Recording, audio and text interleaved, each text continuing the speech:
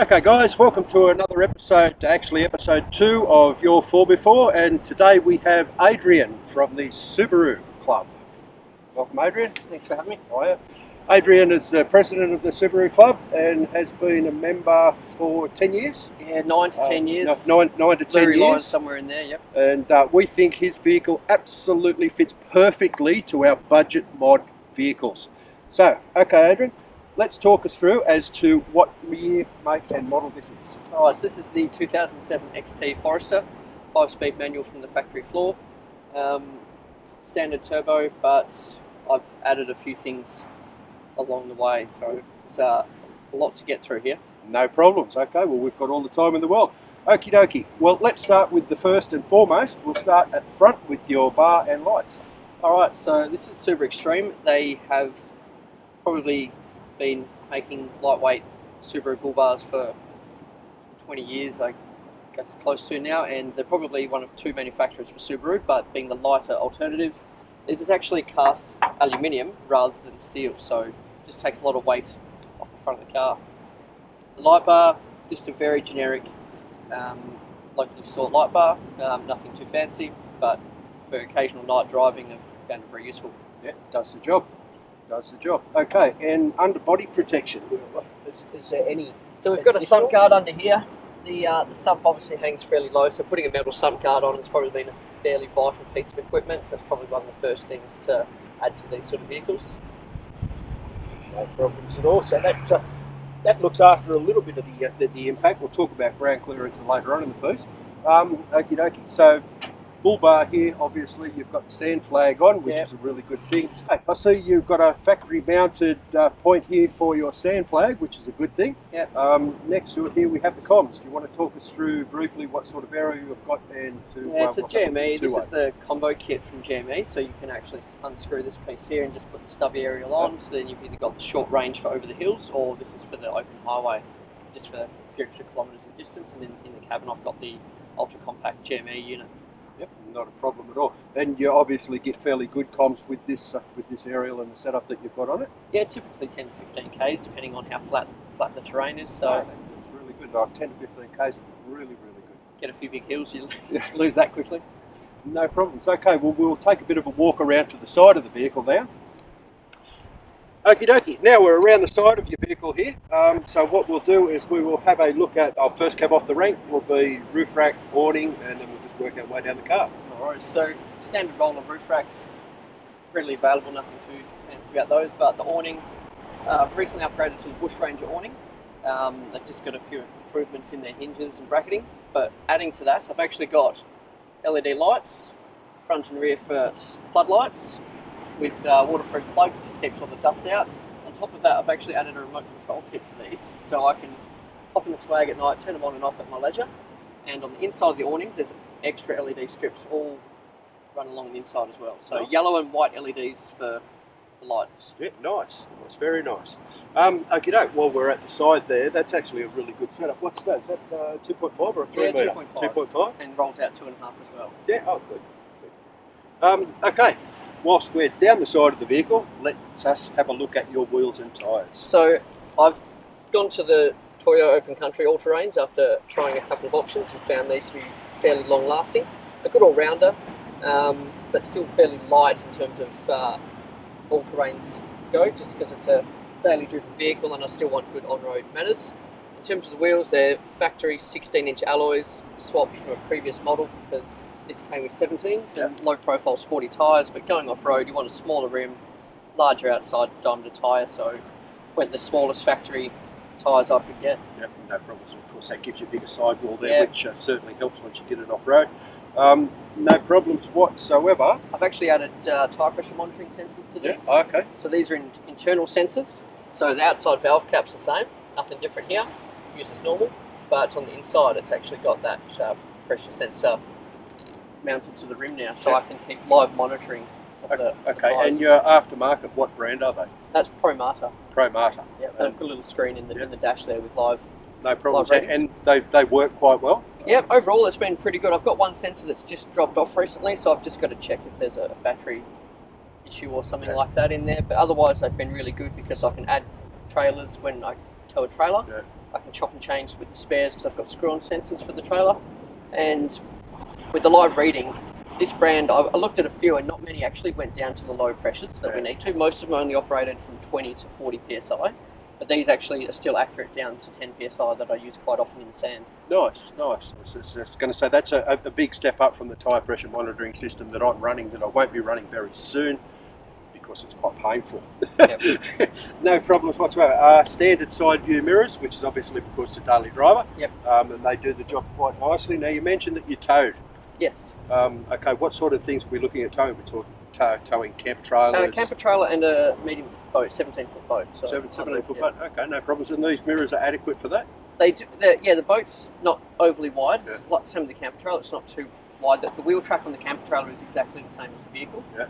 So it's not bulging past, but I do add the towing mirrors from time to time just to get that extra vision around the side. Yep, no problems whatsoever, and that's probably a better option for you given the fact that it is a daily driver. Yep.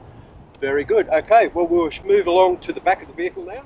All right, well here we are at the back of the vehicle, and it looks like you've got some bits and pieces going on back here. A bit of bar work hanging off here. I was going to say there's some work happening. Okay, I'll let you take it. Let's start at the bottom with the suspension and work our way up the vehicle. Alright, so with the extra load I've added on here, I've gone to heavy duty springs for the towing and just for the load that goes in the car, and aftermarket suspension just for a slightly firmer ride. Yep. It is also lifted with a 2-inch, well, almost a 2-inch lift kit, and that just brings the whole body up nicely. Going up from there, the exhaust had to get changed to accommodate to the new bar, so Yep. I've actually got a new exhaust system that tucks up. It was sitting with the factory bumper and exhaust. The exhaust finished about here somewhere and was just hanging down on its own. So with the Subaru Extreme bar I've got on here, these are probably the only manufacturers for rear bars for Subarus. I've got jerry can and swing away tyre carriers. It's all lockable. I've got the trailer plug tucked in nicely. It doesn't hang low and get knocked off. Yep. And also an Anderson plug for charging and general power outlets as well. Nice. It looks like you've made a few mods to your tailpipe there on your exhaust as well. It was a round little bit more ground clearance. But, after, I think that might have been the power lines run recently, I tested my departure angle and found the limits on that. Fair enough. But overall, everything's tucked up quite nicely, so the rear diff clearance is really good now. As we do.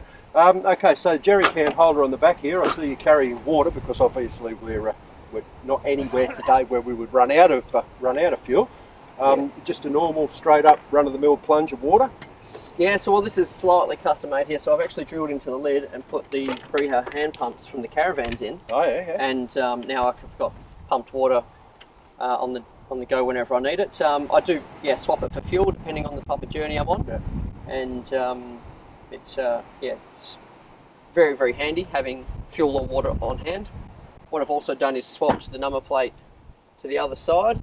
So now it was mounted on the spare wheel, but now I can put the wheelie bin on here without blocking the number plate. So it just means sorting out your own rubbish, and any other rubbish you find along the tracks, you can take it home and get rid of it later.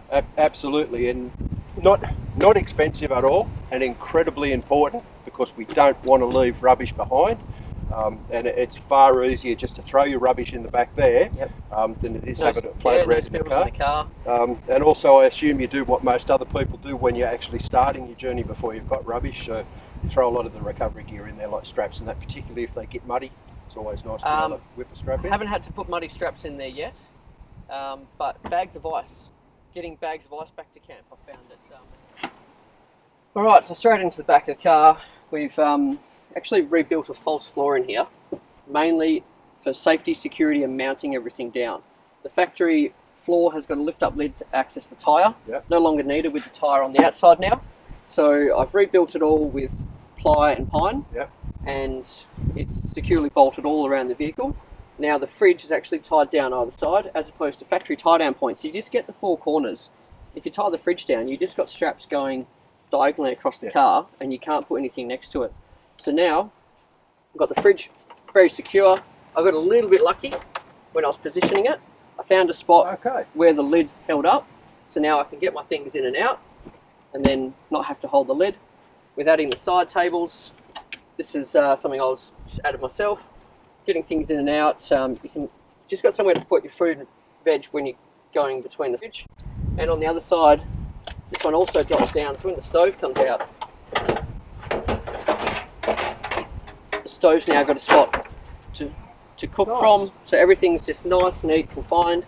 The crates, I've got lightweight stackable crates from Bunnings, tied down securely over the top with a strap, but easily removed, because if I'm not camping, full driving or anything, I can just rip everything out of the boot straight away and have it all neatly organised in lightweight crates ready to go. You can get different configurations. I've got 2 side-by-side drawers and 1 large one for pots and pans, so they've got a few different styles to suit what you need. But yeah, once it's all removed, so under the false floor here, we've got access panel, pull that out of the way, jacks, tools, compressor, rattle gun. So now the compressor's tucked in the side there, but the rattle gun is under there, tyre repair kit, all those sorts of things tucked away, but very quick access, because you sort of want those things not to be too far buried. Yeah, well, exactly. You want to be able to get to them with relative ease, but it's not like you're going to be using them all the time. So that's an ideal place for it. So then under the other side, there's a hatch underneath the fridge, and that's got the battery, which I don't need regular access to. But if I have to get to it, fridge comes out in a minute or two, access to it. There's the fuse panel and all the circuit breakers tucked away underneath there as well. But the best thing is just having everything bolted down, so you're going up large dunes, corrugations, ruts, have to stop suddenly, anything like that, everything is secure in place in there. No problems whatsoever. And I noticed that you mentioned that you've got your compressor on the side down here. That's removable, or is that mounted? Yep, it's removable and on an Anderson plug as well. So I can actually just pop these all straight out.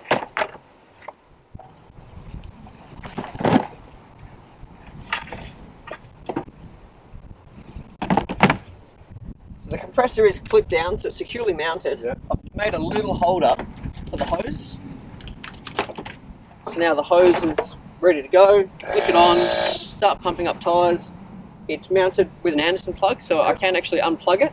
Good. But I can just unclip it, and then the compressor come out. If I have to reach further to the trailer or the boat or something, I've got the range. And with the Anderson plug, I can put the alligator clips back on and use it on another vehicle if I need to. Nice. So everything's secure, but very rapidly removable and portable. Well thought out. And again, there's a little bit of space between the back of your fridge and the back seat, and I suppose that's things for swags. Yeah, chairs, tables, all the other sleeping bag, all that sort of extra camping gear that comes along with you. Or at the moment, there's the first aid kit and other things like that. And I see you have something also quite important that you tend to have skipped over there.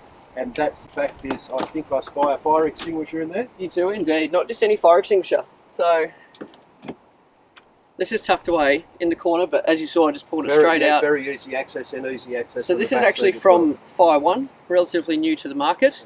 Smaller, lighter nanoparticle extinguishers. These are the Rolls-Royce of fire extinguishers. This replaces a 2 to 3 kilo extinguisher. No problems. It is very light. I mean, you compare it to a drink bottle, but that's replacing the large tanks. So,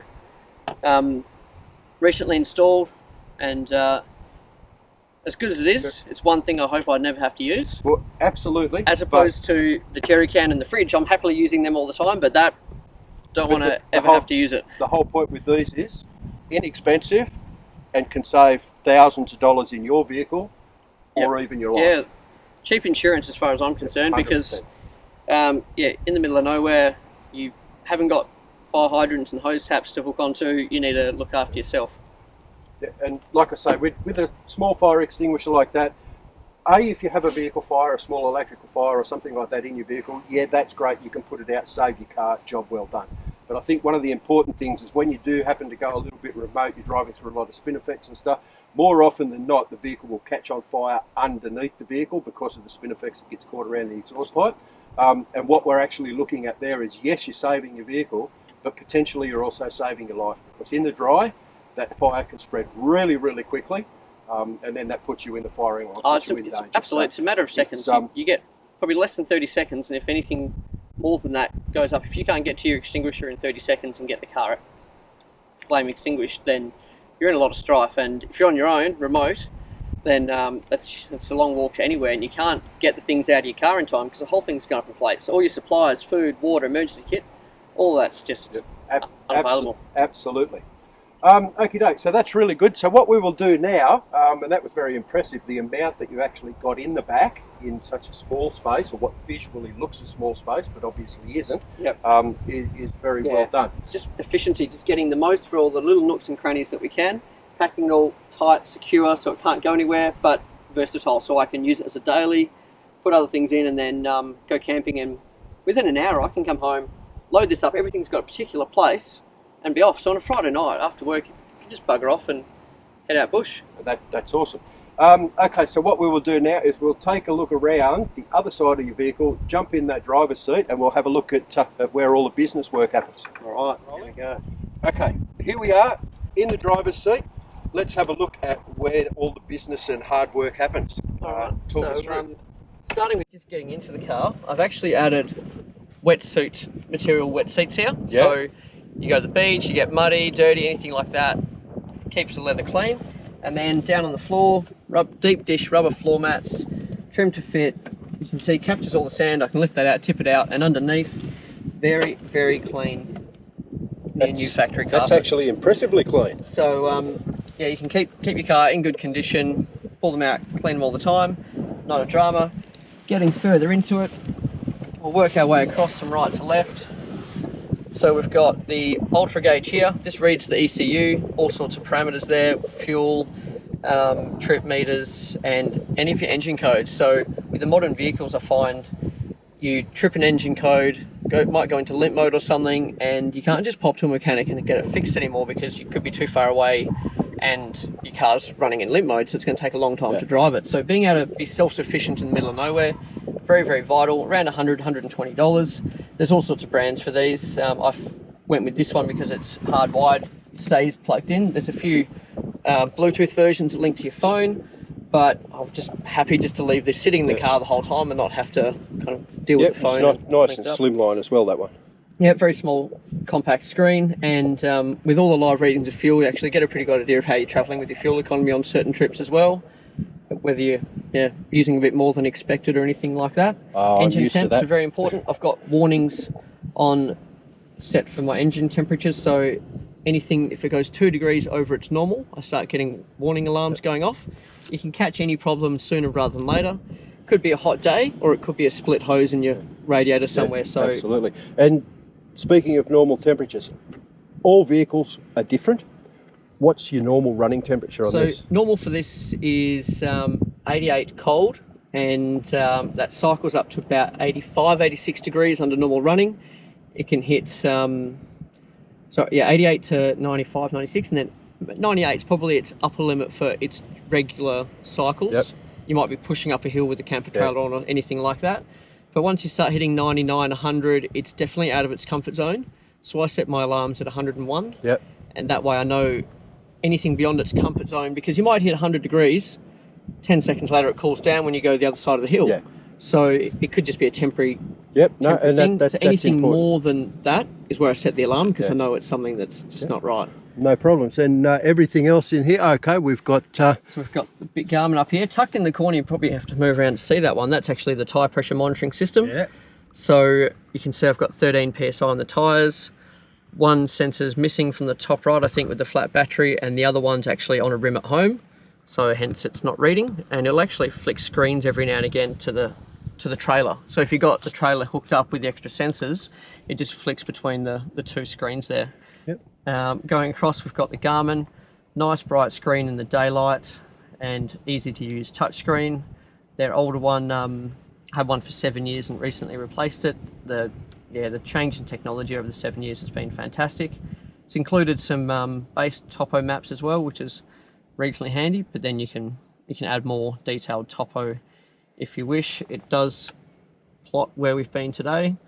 So if we zoom in, you've got the blue line there of where there's probably more tracks around the place, but yeah, I was going to say, if it's plot where we've gone today, it's only going to plot a lot in, not very much. So I find it good quality brand, very good reputation in the industry, and my last one lasted 7 years. So if I get anything like that out of this one, then I'll be very, very happy. Yeah, no, absolutely. If you can get 7 years out of an electronic product these days, you've done really well. All right, coming across, you probably can't see it, it's tucked under my knee here. We've got GME compact radio here, so the little TX3100, the ultra compact there, and handpiece mounted here. So microphone is pointing this way. I had it on the other side of the tunnel before, but the microphone was pointing away and I just didn't hear the convoy chatter very clearly, so I've mounted this side.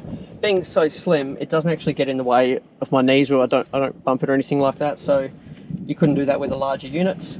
A lot of their newer models now come with the microphone and speakers dual purpose in here, so yeah, in the future I'll probably mount one under the seat with all the controls up here, so it's just better option. Going further across, the XT model never came with low range. Any Turbo Forester never ever got it, so I've swapped in the transmission from the non-Turbo Forester series, and I've actually added a locking centre diff from the WRX STI model, so I can adjust that scroll wheel as I need to, put it in low range. With Subarus, low range is on the fly, so it's just like any gear change. I can do it at 10 k's, 100 k's an hour. Probably not good at 100, but it can still be done. So you might be halfway up or down a hill and need to give it a quick flick, foot in the clutch, change in low range, and then you can get going again. And then, yeah, easily adjustable centre diff lock. Further along, I've got some outlets here. So we've got battery monitor for the rear battery. There's a lithium battery tucked in the boot under the fridge there.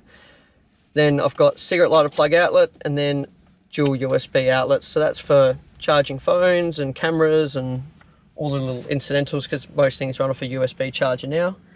And yeah, you can see passenger seat also gets the wet seat covers and the floor mats as well. Yep. Okay, and I do believe I spy another fire extinguisher in the front there, do I? You've got very good eyes. So it tucked well down here, but still in reach.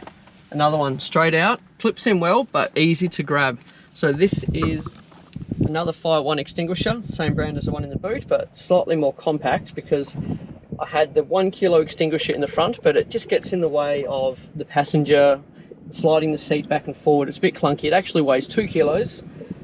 This replaces that, and it's probably half a kilo, and just ultra slimline.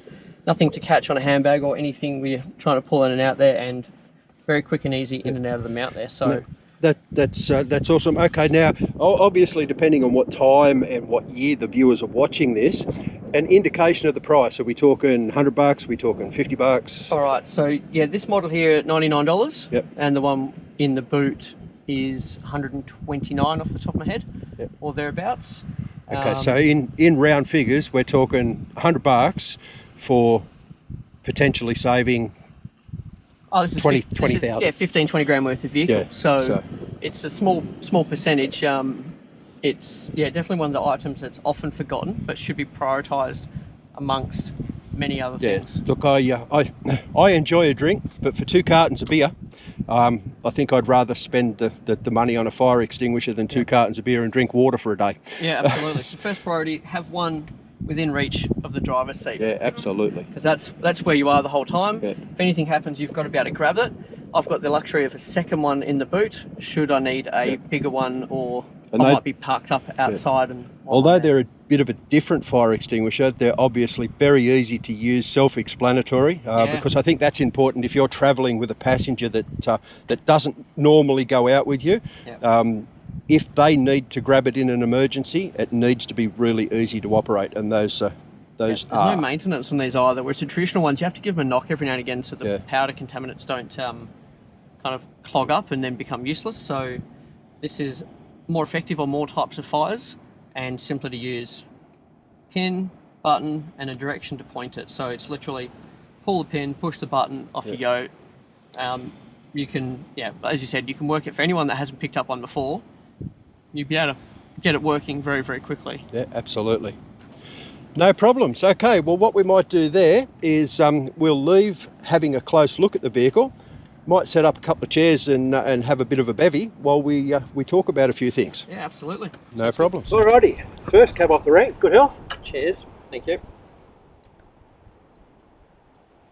Now, questions without notice. All right, fire away. Why the Subaru? Kind of evolved from needing just something to take the kayak around and then go off on a few trails, and started with the Subaru Liberty, just being the wagon, and then kind of came across the Forester, looking them up, and you see a lot of people taking them off-road. I'm like, oh, okay, well, I only need to go down the beach to go kayaking or something, and they seem to go along the beach, and kind of got into it that way, not needing too serious a four drive at the time, being a daily driven vehicle, getting around town mostly, and then occasional little holidays, and kind of grew on me, and kind of get bitten by the outdoor lifestyle, and you go further and further, and you try more and more, and go a little bit further than you should, and find the limits and break the limits, and things go well and things don't go so well over the years. No problems. And obviously you've developed a passion for the Subaru. You've been you are the president of the club, but you've been a member of the club for 9 to 10 years now, and you've never looked to change from the Subaru. So obviously that fits your lifestyle really well. It's just a jack of all trades. It's just got so much function. You're daily driving, it's safe with the all-drive system in there full time. You get some bad weather, it doesn't matter, a wet corner, so that side of it's really good with the safety and the grip of it, but then just the handling, the sportiness of this XT model, it's a bit of a sports car, tuned up, and drives around the streets quite nicely. Good handling as well around the corners, and just on the highway you don't feel like it's going to tip with a bit of a cross breeze or something like that. Go to Bunnings, load up the boot, or go to cricket training, put the kit in the car, tow the small boat, tow the camper trailer. It just does all the small things, and for me it just achieves everything I need it to. And that I think is another really important thing. It suits your lifestyle, it suits what you're using it for, and it suits your day-to-day use, so you don't need to go out and buy the 79 series with the 4-inch lift and 35s on it. So that's excellent. Now, moving right along, we've had a good look around, and you do have quite a bit of budget modifications done to this. Not necessarily your cheapest option, but what to you is your best modification that you've done to this vehicle? I would say the custom built boot, because with that boot I've got the battery, runs the fridge, with the fridge everything, it just works so well after that. Going camping, having everything secure in the boot, those crates, all the food and cutlery, everything ready to go, that probably the custom built boot is probably one of my favourite and most useful modifications. Yep. Very, very good. Okay, well, in order, if you can, what are the next 2 mods that you'd like to do to this? Oh, there's not too many things left to do to it now. There's a lot done to it, but next things to do. That's a good question. You've got me stumped here. I like catching people on the hop.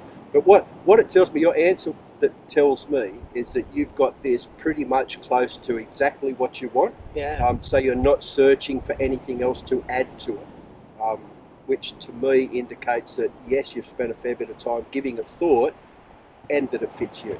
I think you're spot on. I mean, it's at a point, there's a lot done to it. Front, rear, top, bottom, everything's kind of modified to an extent here and there, but I'm at a point where it's just a matter of using it. It's one thing to go and get all these flashy upgrades, but if you're not using it, it's just a waste. And for me, I've got the gear, I want to go out and use it. Go down to the beach with the dogs, friends or family, go out camping with the 4 Drive Club, whether it be a day trip, overnighter, or a 6-week desert trip, just being able to just go and do it. So that's probably the one thing, is just making sure I go out. Yeah, and you've hit the nail right on the head, because a lot of people are of the opinion that you need a 4-inch lift with 33s and all of the modifications done to it so you can go and drive it on the Lancel and Tunes, and you just don't. Yeah, so that's really, really good. What's the biggest trip you've done in the Gulf? Probably Exmouth and back along the coast. So that's including Murchison House Station with their little kind of 4-drive park setup going on there, and then into Steep Point as well. We took 6 to 8 standard Subarus into Steep Point. Most of them. That track in there can get pretty soft. Yep, and out of the 8 vehicles, only 2 to 3 were moderately modified. This was barely modified at the time, and most of the others were pretty standard. Road tyres, barely any lift, but tyre pressures. Yeah. And we go to all the remote places. Calcup Hills, a 1 kilometre sand dune down south in Pemberton Dune. So I've pretty much done a lot from Exmouth all around the coast, down Bremer Bay, Albany, Walpole, Pemberton, all those kind of common 4-drive areas as well. We've done all those tracks, but we pick the right lines, we get the right tyre pressures, and these cars go a lot further than they probably ever thought people would. So you don't actually have to go out and buy the big car, the big lift. Down the beach, these things are lightweight, get the right tyre pressures, and plod along fine. Yeah, absolutely, and that's one thing that's key no matter what vehicle you're driving. Correct tyre pressures will take you further than any other modifications that you can put on a vehicle. Look, thank you very much. It's cheap. So absolutely, it's the cheapest mod to do. Absolutely, it is. $200 compressor, tyre gauge to deflate, and that's it. Well, not even a $200 compressor these days. Yeah, I know you're running a different sort of compressor in there, but you can buy the real budget compressors, $100. Yeah. And they do the job adequately. Sure, would I like to have to rely on one of the really cheap $100 compressors by myself out in the middle of nothing? Absolutely not. But when you're with multiple people, multiple vehicles around town, somewhere like this, $100 on a compressor, it will work pretty good. I started out with a little $80 tiny compact compressor that was plugged into the cigarette lighter, so you could tell it didn't draw much power. It took a long time, but it got out there, got me pumped up, and it got me home. And if I was out with friends or to local areas, it wasn't an issue. Obviously never really went remote with that setup, but once upgrading the compressor to the Bush Ranger one, it's well, that's probably 8 to 10 years old now. I've done my car many a time, many other cars on the same day, and still plods along. So $250 gets you a much longer lasting compressor, and that's the one I've had for the last 10 years, all through the remote trips. Yep, and that's really important. So look, you can be proud of the vehicle. It looks good, it goes well, particularly in sand. That's going everywhere where all of the other vehicles are going today, and doing it just as easy, if not easier. So, well done, congratulations on your vehicle. Nice, thank you. And look forward to seeing you out on the tracks, and maybe even joining in on us, with us in one of our future events. So, good health, thank you very much. Yes, Gary, look forward to it. We'll catch you again next time, guys. Well, thank you guys for watching another episode of my 4x4. If you want us to do your 4x4, drop a comment below or send us a message on our Facebook page, Perth FourbeeFour Adventures, and we'll do a walk around of your 4x4. Alright, thanks guys, don't forget to hit like, hit subscribe if you like what you see, and thanks for supporting the channel. Cheers guys.